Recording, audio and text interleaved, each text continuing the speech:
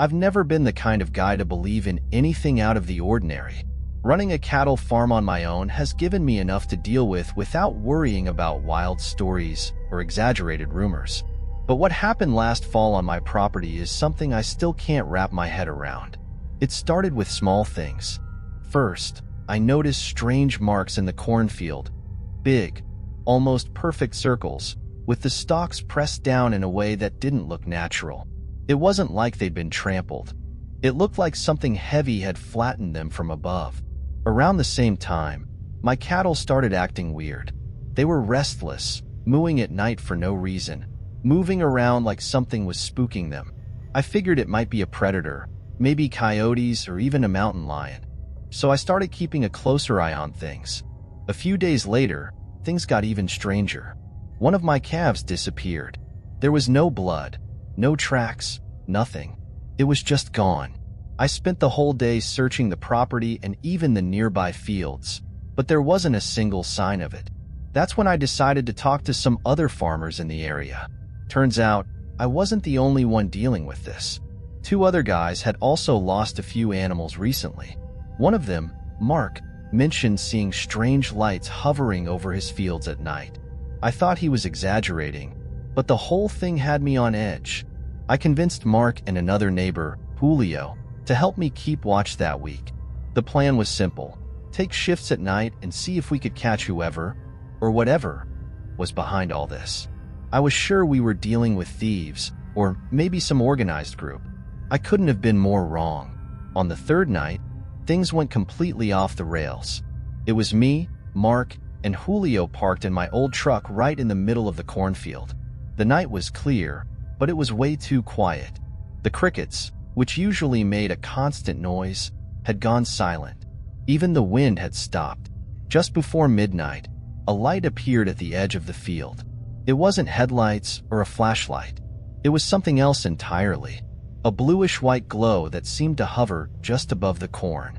We froze, staring at it, trying to figure out what it was. Julio was the first to break the silence, whispering, "You guys see that, right?" None of us replied, but we got out of the truck slowly, armed and ready, and started walking toward the light. As we got closer, the air felt different. I can't really explain it, but it felt heavier, almost like it was harder to breathe. The light, though, seemed to be playing with us, moving further away every time we got close. We kept following it for about 15 minutes when Julio suddenly said he could hear a buzzing sound, like a distant engine.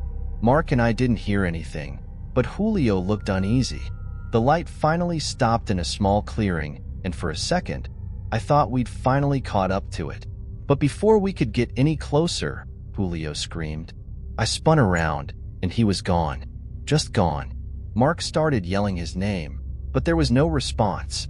Then, the light shot straight up into the sky like a rocket, leaving only a faint trail behind. It was so fast, we barely had time to react. We just stood there for what felt like forever, trying to process what had just happened. None of it made sense. Julio had been right behind us. There was no way he could have just vanished without a sound, without a trace. We ran back along the path we'd taken, shouting his name like crazy.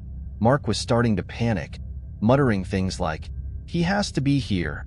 He has to be here." But there was nothing. No footprints, no sign of a struggle, nothing at all. The whole place was silent again, except for this faint buzzing sound that seemed to come from everywhere and nowhere at the same time. It felt like we were being watched, but there wasn't anyone or anything that we could see. As terrifying as it was, we knew we couldn't stay out there any longer. We ran back to the truck, hearts racing, trying to make sense of the impossible. When we got to the truck, something felt even more off. Those strange marks I'd noticed in the field before, now they were everywhere, and they were bigger and deeper, like something massive had landed there while we were gone. And to make it worse, the truck wouldn't start. Mark was losing it, saying we should just leave on foot, but I wasn't about to wander through that field in the dark. I convinced him to stay in the truck until sunrise. I don't know why, but something told me it was safer to stay put. We locked ourselves in and sat there, trying to stay calm, but that buzzing sound kept getting closer. It circled the area, faint but constant, until sometime around 4 a.m., when it just stopped. Everything went dead silent again. And when the sun finally came up, it was like nothing had ever happened. The truck started without any issues, and the marks in the field looked faded, almost like they were never really there. When the daylight made it feel safer, we went back to look for Julio one last time. Mark was still shaken up, but he stuck with me as we retraced our steps to the clearing. There was nothing. No footprints, no broken corn stalks, no sign that anyone had been there at all. It was like Julio had just been erased from existence. We went to the local police and told them as much as we could without sounding insane. We left out the part about the light and the buzzing, figured they'd just laugh at us. The search for Julio started later that morning. A few officers and locals joined in, combing the area, but they found nothing. Mark started pulling away from everyone after that. I think the guilt of convincing Julio to come out that night was eating him alive. A few days after that, everything just stopped. No more strange marks, no more missing animals, and the cattle went back to normal. But the whole thing left a stain on the community. Rumors spread fast, and everyone had their own theory. Some said it was aliens, others thought it was some kind of secret military project. I didn't know what to believe, but I knew one thing for sure. This wasn't the work of any animal or a group of thieves. I never saw the light again after that night, but every time the sun sets, I still get this heavy feeling in my chest, like something's watching. I know I'm not the only one. The people around here avoid talking about it, but no one goes out into the fields alone after dark anymore. What still haunts me the most isn't Julio disappearing, the marks in the field, or the strange behavior of the cattle. It's what I found weeks later while clearing out an old area near the abandoned barn. I came across a boot, just one, and it wasn't just any boot. It was the exact same kind Julio had been wearing that night. It was soaked, covered in this weird, dried mud that didn't match anything on the property. There was no sign of the other boot, or anything else that could explain how it ended up there. I picked it up and brought it straight to the police station, but, as expected, it didn't lead to anything. All it did was add more fuel to the local rumors. Everyone had their own wild take on what happened, but deep down, I think most of us just felt helpless. It was like no explanation could ever make sense. Months have passed now, and I try not to talk about it much. Nights on the farm just aren't the same anymore. Even though things have been quiet, there's always this tension in the air, like something's still out there. I don't know if it's just paranoia or if whatever happened that night left some kind of mark on me. But every now and then, when the sky is clear and everything is too quiet, I remember that light, that buzzing, and the way Julio just vanished. What scares me even more is that people in the area keep talking about strange lights in the distance, though no one is brave enough to go check them out. Maybe I'll never know what really happened that night. And honestly, part of me thinks it's better that way. If I've learned anything from this, it's that some things aren't meant to be understood. They just happen, and you're left to deal with the fear and uncertainty that follows. If I can give anyone reading this a word of advice, it's this. Don't underestimate what's out there in the dark, especially in isolated places like this. Sometimes the night hides things that no one can explain, and maybe it's better that way.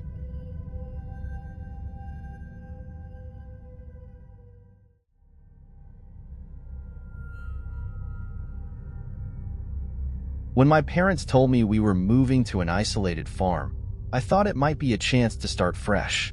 After losing their house in the city because of debt, they found this property in an online auction. It sounded like a good deal. Cheap, lots of space, and supposedly just needed some basic repairs. I didn't have a choice, so I packed up and went along. We arrived in early spring, and the place was even more remote than I expected. The dirt road seemed endless, and the farm was surrounded by dense woods. The silence was so intense it felt almost suffocating, but my parents were determined to make it work. The first few days were all about cleaning the house and the area around it. The house was old and dusty, but thankfully, it wasn't in complete disrepair. Then things started to get weird when we worked on the land. My dad wanted to clear out what he called the forgotten corners of the property, overgrown spots filled with weeds and junk. That's when we found something buried. A wooden box covered in strange symbols none of us recognized. Inside, there were what looked like fragments of bones, melted candles, and rusty metal objects. My mom immediately felt uneasy and wanted to get rid of it, but my dad, ever the skeptic, just laughed and said it was probably old junk from a previous owner. He threw everything away without a second thought. That night seemed normal at first, but I couldn't shake this strange feeling, like something was off. While I was lying in bed, I swore I heard someone walking around outside, but when I peeked out the window, there was nothing but darkness. I figured my mind was playing tricks on me. I wasn't used to how eerily quiet it was out there. The next morning, my parents mentioned hearing noises too, like something dragging across the yard. My dad even went outside to check, but didn't find anything. He joked that it was probably nocturnal critters, but even he looked a bit uneasy. Over the next few days, the weirdness escalated. The house was filled with strange noises, random creaks in the ceiling, light tapping on windows, and even sounds of objects moving. My mom kept complaining about a smell, like burnt wax, as if someone had been lighting candles.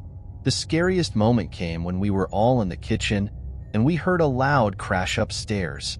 When we went to check, we found my parents' old mirror shattered on the floor. The thing was heavy, and it had been securely mounted. There was no way it could have fallen on its own.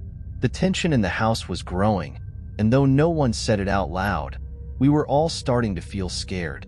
After the mirror incident, the atmosphere in the house completely shifted. It wasn't just unease anymore.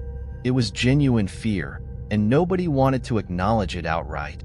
I could tell my parents were tense.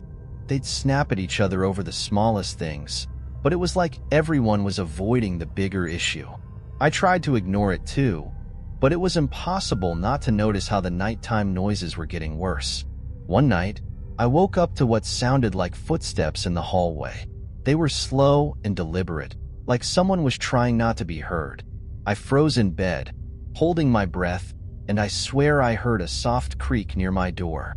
When I finally got the courage to check, there was nothing there. A few days later, things escalated again. My dad found another artifact buried, this time near the barn. It was similar to the first box, but this one was soaked, as if it had been recently submerged in water, even though it hadn't rained in days. He looked shaken, but tried to brush it off as another coincidence. The strange thing was that after this discovery, the mood in the house shifted even more. We were all on edge, snapping at each other over nothing. My mom and dad fought constantly, and I found myself irritated by things that wouldn't normally bother me. It felt like the house itself was draining us. Even the silence seemed heavier, like something was watching us all the time. One night, my mom woke up screaming. I rushed into their room and found her pale, shaking, and pointing at the window. She swore she saw someone standing outside, staring in at her. My dad went out to check, but of course, no one was there. He tried to calm her down, saying it was probably an animal or a shadow from the trees, but I could tell he was just as rattled. After that, my mom refused to sleep in the bedroom. She moved a mattress into the living room and insisted on staying there. That same night, while I was lying in my own bed, I heard something that made my blood run cold. 3 slow knocks on the wall, coming from inside my closet. I didn't sleep a second after that. The final straw was when we found strange footprints around the house. They weren't boot prints or bare feet. They were something else, like marks left by something crawling. The most disturbing part was that the tracks started near the back door and led all the way to the living room window where my mom had been sleeping. She broke down and begged us to leave immediately. My dad, who was usually stubborn and logical, still tried to argue that we were being paranoid. But deep down, I think he knew something wasn't right. It wasn't just isolation or fear of the unknown. There was something about that farm that felt inherently wrong. After the footprints, my mom insisted we call someone to bless the house, but my dad refused. He was starting to act differently, more irritable, short-tempered, like he was carrying some kind of invisible burden. I wasn't doing great either. I avoided leaving my room and constantly felt like someone was standing right behind me, even when I was alone. One afternoon, while I was cleaning the barn, I saw something I'll never forget. In the far corner, where the light barely reached, there was a crouched figure. It was small, thin, but hard to make out, like its edges were blurry. I blinked, and it was gone. I bolted out of there and told my dad, but he just laughed and called me Jumpy. After that, I stayed as far away from the barn as possible. The last night we spent on the farm was a nightmare. We were all in the living room, trying to distract ourselves by watching a movie, when we heard a loud crash outside. My dad grabbed a flashlight and went to check it out. He was gone longer than usual, and when he came back inside, his face was pale and his hands were shaking. He wouldn't tell us what he saw, but he set the flashlight down and didn't say another word. My mom immediately started packing up, saying we were leaving at first light. That night, as we all huddled together in the living room, we heard it, murmurs coming from the walls. It wasn't words we could understand, but it was clear as day. It felt like the house itself was alive. We stayed up until sunrise, too scared to close our eyes. We left the farm that morning, leaving most of our things behind. We packed only the essentials and got out of there as fast as we could. For the first time, my dad didn't argue. He just drove in silence, his face blank, like he'd given up. My mom cried softly in the front seat, and I kept replaying the sounds from that last night in my head. We never talked about it again, as if pretending it didn't happen was the only way to cope. The relief I felt when we finally left was overwhelming, but at the same time, I couldn't shake the feeling that we were leaving something unfinished, like the farm wasn't done with us yet. A few weeks later, my dad mentioned that the farm had been sold again. He tried to sound casual, but I could tell the thought bothered him. None of us ever looked into what happened to the place, or who moved in after us. Sometimes I think about the artifacts we found and wonder what they really were. Why did they seem to trigger everything? Even now, when I'm alone in a quiet place, my body reacts the same way it did back then. Goosebumps, a racing heart, and the unshakable feeling that I'm being watched. That fear never really left me, and maybe it never will.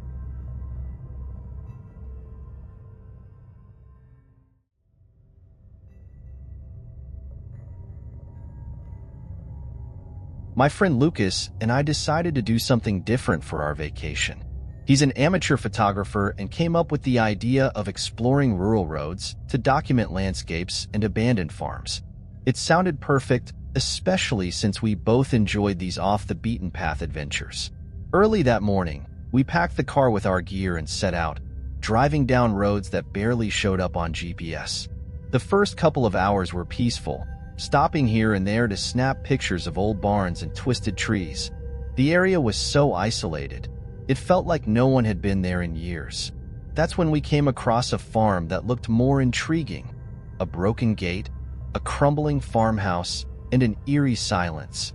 We slipped through a gap in the fence and started exploring. While Lucas was setting up his camera, I wandered around to see if anything caught my eye. That's when I noticed a patch of ground that looked freshly disturbed. As I walked closer, a cold chill ran down my spine. It was a shallow pit. Inside the loose dirt were bones. Not animal bones. I could tell right away they were human. Some were cracked, but it was obvious what they were. My stomach churned, and I called out for Lucas, trying to keep my voice steady. He ran over, and the moment he saw it, his expression froze. He managed to snap a few photos, but his hands were shaking. It felt like the air around us had turned heavy, almost suffocating. We decided to get out of there as fast as we could. Neither of us spoke, but the silence between us was almost unbearable. As we made our way back to the car, something caught my eye. A figure standing near a row of trees at the far end of the property. Lucas saw it too and stopped dead in his tracks. It was definitely a person, but they were far enough away that we couldn't make out any details. All we knew was that they were watching us, standing completely still like a shadow. Fear hit me like a wave, and we quickened our pace, trying not to look panicked. By the time we reached the car, Lucas fumbled to unlock the doors, and we both scrambled inside. The second the engine roared to life, a loud thud on the side of the car made my heart jump. It sounded like something, or someone, had slammed into it. Lucas hit the gas, and the car skidded on the dirt before gaining traction. I glanced in the rearview mirror, expecting to see the figure disappearing into the distance, but they were gone. For a moment, I thought we were in the clear, but the feeling of being followed crept back in, stronger than before. The road ahead was deserted, surrounded by dense trees that made everything feel closed in. I kept trying to convince myself it was just paranoia, but the silence around us felt wrong, like someone was still out there, just out of sight. As we kept driving down the dirt road, the silence in the car was only broken by the sound of the engine and our heavy breathing. Lucas kept his eyes glued to the road ahead, but I couldn't stop checking the rearview mirror every few seconds. That's when I saw something that made my stomach drop. An old, rusty car sitting back on the road, partially hidden by the trees. It wasn't there before, and it wasn't moving, but it felt like it was watching us. "Lucas, hit the gas," I said, trying to keep my voice calm, but he had already noticed. He stepped on it, and for a few minutes, it felt like we were leaving everything behind. But that relief didn't last long. When I looked back again, the same car was there, keeping its distance. It didn't flash its lights or speed up, just followed, like whoever was driving knew exactly how to make us nervous.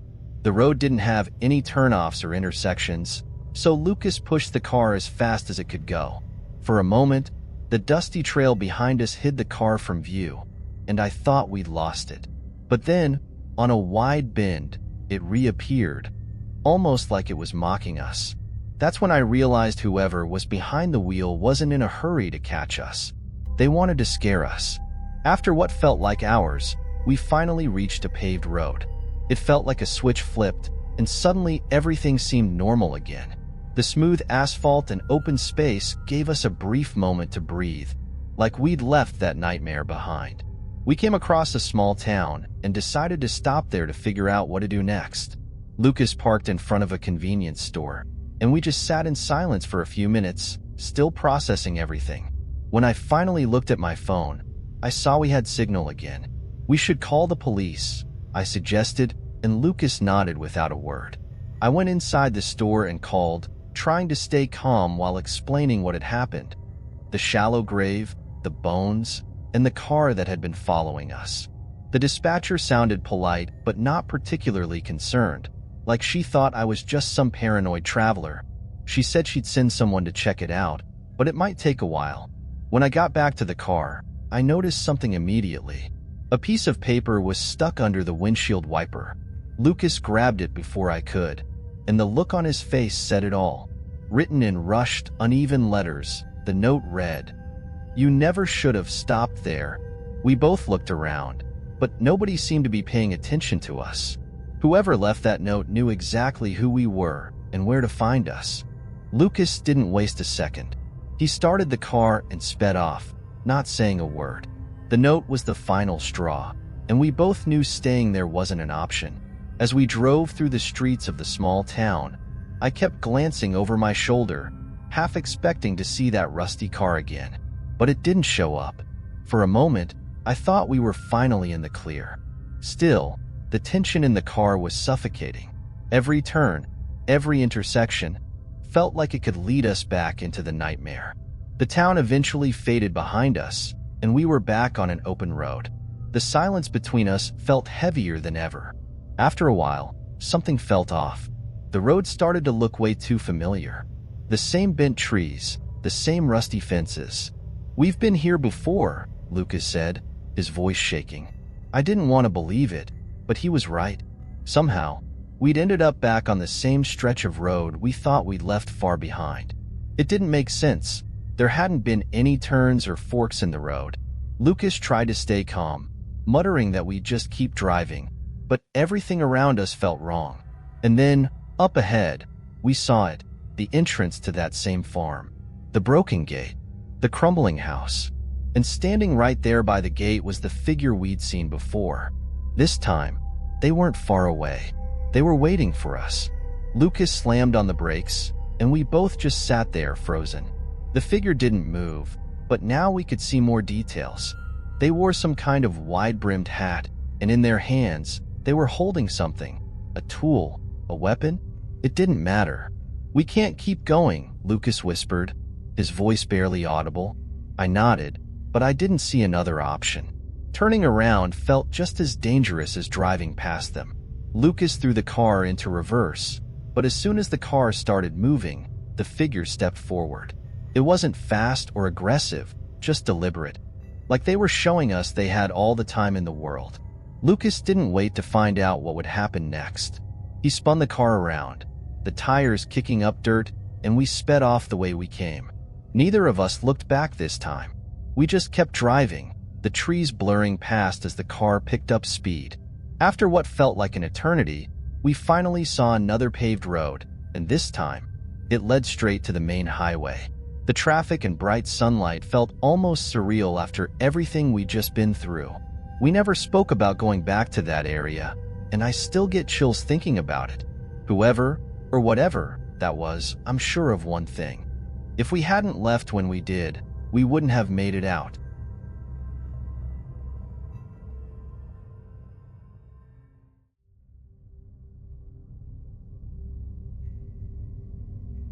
Back in 2019, my wife, Clara, and I were in what I used to call our dream-chasing phase.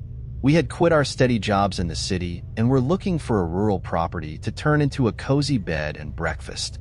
The plan was simple: create a peaceful spot surrounded by nature where city folks could escape their busy lives.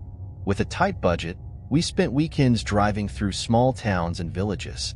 One day, we stumbled upon something we'd never forget. The place wasn't even marked on the map, just a small wooden sign by the road saying, "Turn to New Ridge."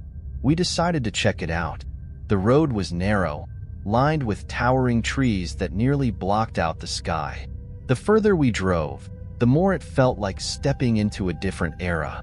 The village, if you could call it that, had maybe 10 or 15 wooden houses, all weathered and mossy. At the center stood a small, crooked church with a lopsided cross on top and a tiny convenience store that looked more like a tool shed. When we parked, the few people outside stopped whatever they were doing and stared at us. It wasn't the usual curiosity you'd expect in small towns. It felt heavier, more suspicious. Clara whispered that it was like we had just walked into a horror movie, and she wasn't wrong. We both felt like we didn't belong there. Still, we decided to press on. If there were cheap properties around, it didn't hurt to ask. Or so we thought. Asking questions turned out to be a bigger problem than we imagined. The first sign that something was off came at the convenience store.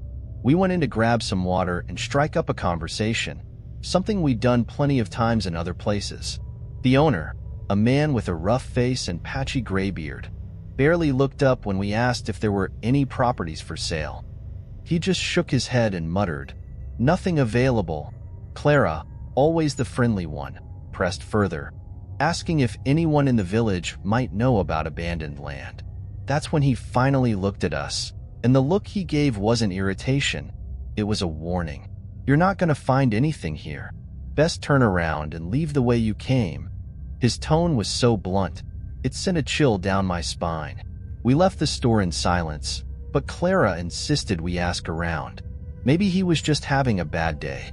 We started walking through the village, taking in the houses and trying to get a feel for the place. The weird thing was, there were no kids or young people, just folks who looked like they were 50 or older, wearing plain clothes and carrying tired, watchful expressions. Every time we tried to approach someone, they found a way to cut the conversation short or ignored us completely. Clara pointed out something that made my skin crawl. Every house had strange symbols carved into the wood near their doors or windows. They weren't crosses or anything recognizable, just interlocking triangles and geometric patterns. "Probably some local tradition," she said, trying to brush it off. But the feeling of being watched wouldn't go away, and it only grew stronger. Despite the unease, Clara insisted we stick around a little longer. She thought the place had some sort of authentic charm that might be worth exploring. Reluctantly, I agreed.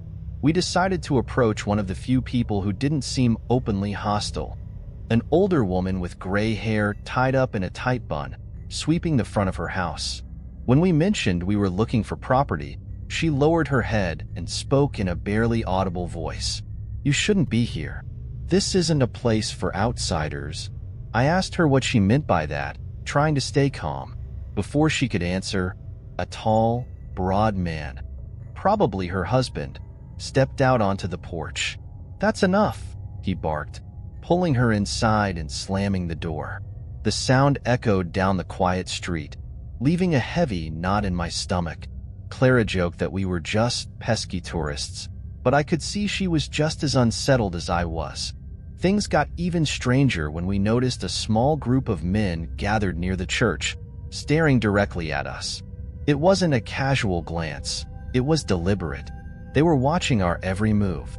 One of them, the oldest looking, wore a wide-brimmed hat and leaned on a cane carved with the same symbols we'd seen on the houses.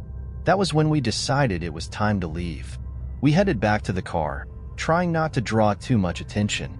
But when I turned the key in the ignition, the engine refused to start. I tried again and again, but nothing. Clara was starting to panic, glancing nervously at the rearview mirror. More people were appearing, slowly walking toward us. "We have to get out of here," she whispered, gripping my arm. My heart was racing, but I tried to stay calm. I got out to check under the hood, pretending it was just a mechanical issue, but my gut told me otherwise. When I opened the hood, it was clear something was wrong. I'm no car expert, but even I could tell that someone had deliberately disconnected a couple of wires. Someone had tampered with the car while we were walking around the village. My first instinct was to tell Clara, but when I lifted my head, I saw the men from the group near the church standing closer now, just a few feet away. The old man with the cane was the only one who hadn't moved, but he was tapping the cane against the ground rhythmically, like a clock ticking down. A chill ran through me. I quickly tried to reconnect the wires, my hands shaking, while Clara locked the car doors. I knew that even if I got the engine running, getting out of there wouldn't be easy. In the back of my mind, I started planning what we'd do if we had to run. As I worked on the car, Clara whispered urgently from inside, "They're coming." I turned and saw more villagers stepping out from their houses, moving slowly toward us. It wasn't chaotic. It was coordinated, deliberate. What unnerved me the most was the silence. No shouting, no questions. Just the sound of their footsteps crunching the gravel and my own ragged breathing. One of the men, wearing a stained apron and holding a shovel, finally spoke. "You shouldn't have come here. This isn't a place for curious folks." His voice was deep and measured, but there was no mistaking the threat. I didn't respond. I just kept working on the wires, my hands trembling. Clara's voice broke the silence again, sharp and panicked. "Hurry up, please."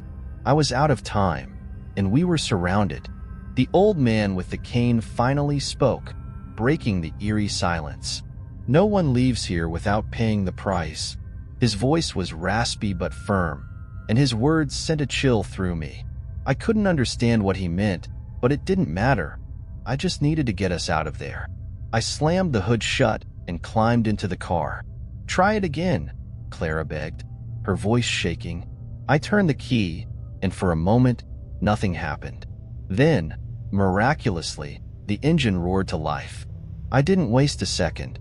I shifted into gear and floored it, the tires kicking up gravel as we sped off. The villagers didn't chase us at first. They just stood there, watching. But as we turned a corner, Clara screamed, pointing to the rearview mirror. Headlights. Someone was following us. A rusty old truck was barreling down the road behind us. It wasn't fast, but the winding, narrow road made it hard to put any real distance between us. My hands gripped the wheel so tightly they ached. Clara kept looking back, panicking every time the truck got closer. "What if they catch us?" she whispered, her voice trembling. I didn't answer. I didn't want to think about what would happen. As we reached the main road, I spotted a gas station up ahead, a rare sight in this isolated area. Without thinking, I swerved into the lot and parked near the pumps. The truck slowed down as it approached the entrance, its headlights shining on us for what felt like an eternity. Then, as if deciding we weren't worth the trouble, it turned around and drove back toward the village. Shaking, Clara called the police while I sat in the car, trying to process what had just happened. When the officers arrived, we explained everything, from the strange symbols to the car tampering and the villagers' threatening behavior. But instead of taking action, the officers exchanged uneasy glances and gave us vague warnings. "That village. You're lucky you got out," one of them said. We pressed for more details, but they refused to elaborate. Their reluctance only made the situation feel more sinister. It was clear they knew something about that place, something they weren't willing to share. That night, as we drove back to the city, Clara and I decided we'd never speak of the village again. It felt safer that way. To this day, I still get chills whenever I think about that village. I've tried looking it up online, but it's like it doesn't exist. The few mentions I've found talk about a tight-knit, isolated community with strange rituals and a deep hatred for outsiders. I don't know what would have happened if we hadn't managed to leave, and honestly, I don't want to know. Some places are better left undiscovered, and that village is definitely one of them. Even now, every time I see a small road sign pointing toward an unmarked town, I feel that same cold dread creeping up my spine.